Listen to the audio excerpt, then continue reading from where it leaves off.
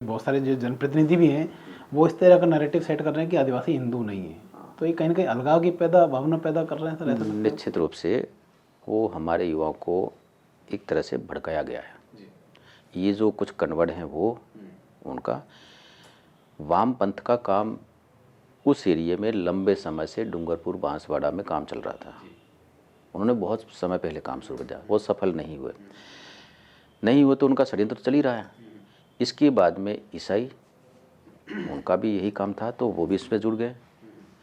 फिर एक मुस्लिम समस्या हमारी है, वो भी उनके साथ लग गई। ये तीनों मिल करके वहाँ के लड़कों को ऐसा भ्रमित कर दिया कि भाई तुम एक काम करो, तुम्हारे को कोई ये भला नहीं कर रहे हैं, तुम्हारा कुछ कर नहीं रहे हैं, लेकिन मैं जो भलाई की बात करूँ, हर गांव में सड़क है, हर घर में बिजली है, हर घर अब पानी पहुँचाने का काम देश के प्रधानमंत्री जी कर रहे हैं, मकान दे ही रहे हैं, 5 किलो गेहूँ दे ही रहे हैं। अब बचा क्या है, क्या निहाल कर दोगे? लेकिन वो कह रहे नहीं, राज अपना चाहिए। अपने राज में अगर मैं कहता हूँ तो भैरू सिंह जी ने वार्ड पंच आदिवासी में, सरपंच आदिवासी, प्रधान आदिवासी, प्रमुख आदिवासी, एमएलए एमपी था ही। अब कौन सा आदिवासी राज होगा ये मुझे बता दें। अगर विकास कहीं नहीं हुआ है तो उसके लिए जिम्मेदार कौन है? आदिवासी तो जिम्मेदार है। एमएलए एमपी तो पहले से थे, बाद में ये सारी चीज़ आ गई, तो तुमने अब क्या भला किया ये बताओ। और नहीं कर पाए। अब आदिवासी राज लाओगे तो आपके पास में कितने आईएएस और आईपीएस है जो उनको वहाँ बैठाओगे? आपको उधर से ही लेना पड़ेगा, नहीं है।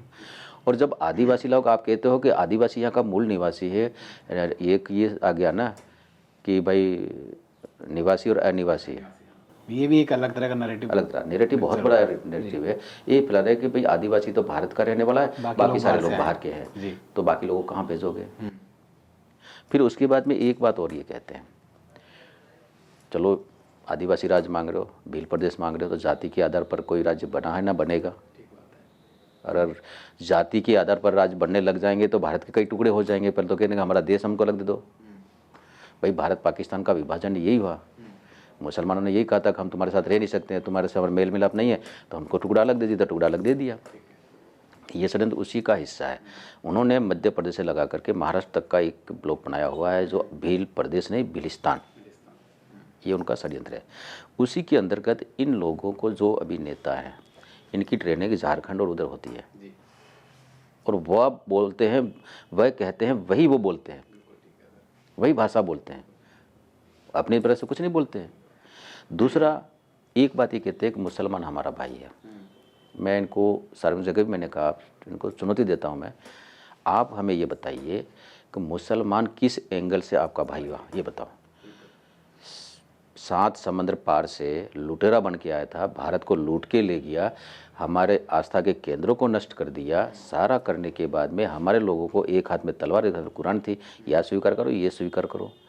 उसके बाद में आप उन्हें मानते हो, हमारी बहन बेटियों के गर्भ निकाल करके मार दिए होंगे जी, कई लोगों के कत्लेआम किए होंगे।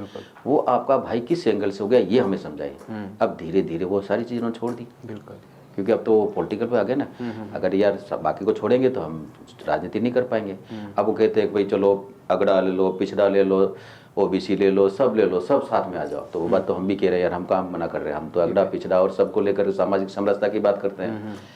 तब उस पर आ गए।